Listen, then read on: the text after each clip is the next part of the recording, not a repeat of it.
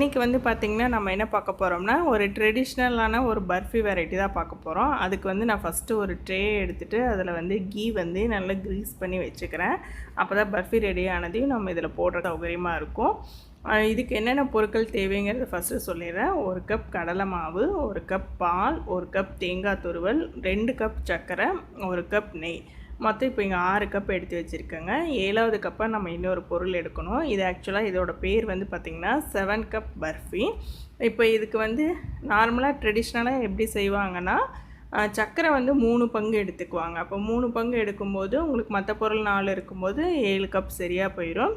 சர்க்கரை அவ்வளோ போட்டிங்கன்னா ரொம்ப ஸ்வீட்டாக இருக்கும்.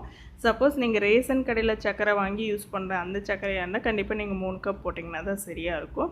இப்போ 7வது கப்பாக வந்து நம்மளோட விருப்பம்.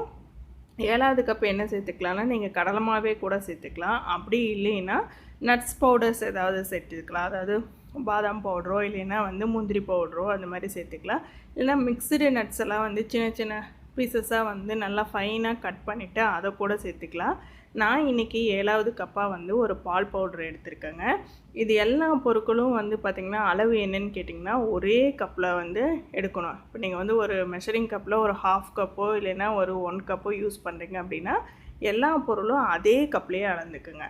இது எல்லாமே ஈக்குவலாக தான் எடுக்கணும். இதுக்கு இவ்வளோதான் வந்து தேவையான பொருட்கள், எல்லோரும் ஈக்குவலாக எடுத்துக்கணும். இது 2 தான் இதில் விஷயம். ஃபஸ்ட்டு ஒரு கடாயை வச்சுக்கோங்க. கடாய் நல்லா சூடானதையும் நம்ம வந்து அந்த கடலை மாவு வந்து கொஞ்சம் பச்சை வாசனை போகிற வரைக்கும் ஒரு 2லேருந்து 3 நிமிஷம் வறுத்திங்கன்னா பச்சை வாசனை போயிடும்.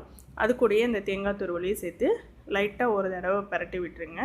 அப்புறமா நான் பால் பவுட்ரு சேர்க்குறேன். பால் பவுட்ரு சேர்த்ததையும் இம்மீடியட்டாக வந்து நீங்கள் பால் சேர்த்துருங்க, இல்லைன்னா அது வந்து கட்டி பிடிக்கும்.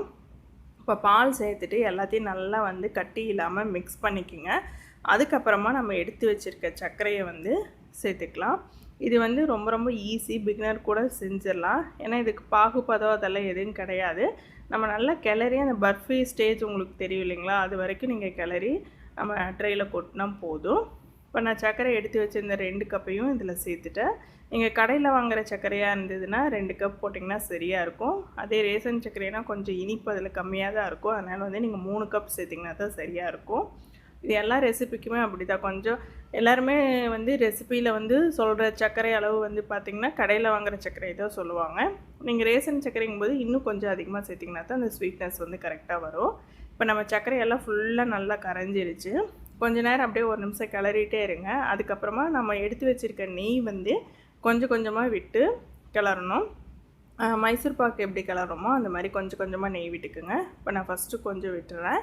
இது ஃபுல்லாக வந்து அந்த மாவு வந்து அந்த நெய்யை வந்து ஃபுல்லாக அப்சர்வ் பண்ணும். அதுக்கப்புறமா நீங்கள் செகண்ட் பேட்ச்சு சேர்த்துங்க. நான் இன்றைக்கி 3 பேட்சாக வந்து நெய் வந்து சேர்த்திருக்கேன். இப்போ ஃபஸ்ட்டு பேட்ச் வந்து ஃபுல்லாக அப்சர்வ் பண்ணிடுச்சு. அடுத்து இன்னும் கொஞ்சம் விடுறேன். இதுவும் நல்லா அப்சர்வ் பண்ணதையும் மீதி இருக்க நெய் எல்லாத்தையும் சேர்த்துலாம். இப்போ மீதி இருக்க எல்லா நெய்யும் சேர்த்துட்டேன். இப்போ இதெல்லாம் நல்லா கலந்து ஒன்று திரண்டு வரணும். அப்போ தான் வந்து நம்மளுக்கு பர்ஃபி வந்து ரெடி ஆயிடுச்சுன்னு அர்த்தம். இப்போ இதுக்கு வந்து ஏலக்காய் தூள் வந்து ஒரு 1/4 டீஸ்பூன் அளவுக்கு சேர்த்துருக்கேன். உங்களுக்கு விருப்பப்பட்டால் சேருங்க, இல்லைன்னா சேர்க்கணுன்னு அவசியம் இல்லை. இதோட கன்சிஸ்டன்சி எப்படி கண்டுபிடிக்கிறதுனா, கையில் கொஞ்சமாக எடுத்துகிட்டு உருட்டி பார்த்திங்கன்னா பால் மாதிரி உருண்டு வரும் பாருங்கள். சூடாக இருக்கும், அதனால் கையில் வந்து தண்ணி வந்து தொட்டுட்டு நீங்கள் செய்யுங்க. அப்படியே எடுத்து கையில் போட்டுறாதீங்க.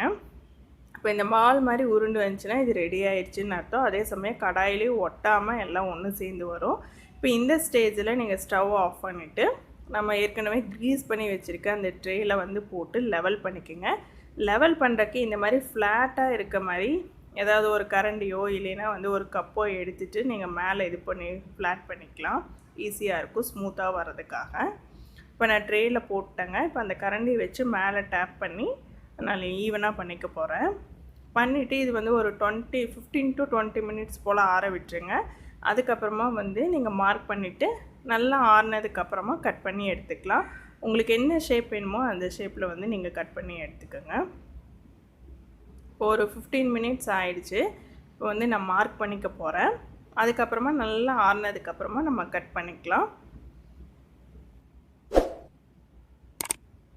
என்னோடது வந்து நெய் வந்து நல்லா எல்லோவாக இருக்கும், மாட்டு நெய்ன்னுக்கிட்டு. அதனால் உங்களுக்கு பார்க்குறக்கு இது வந்து மைசூர் பாவு மாதிரி தான் தெரியும். இது வந்து நம்மளோட 7 கப் பர்ஃபி வந்து ரெடி ஆயிடுச்சு. நீங்களும் ட்ரை பண்ணி பார்த்துட்டு எப்படி இருந்துன்னு சொல்லுங்கள்.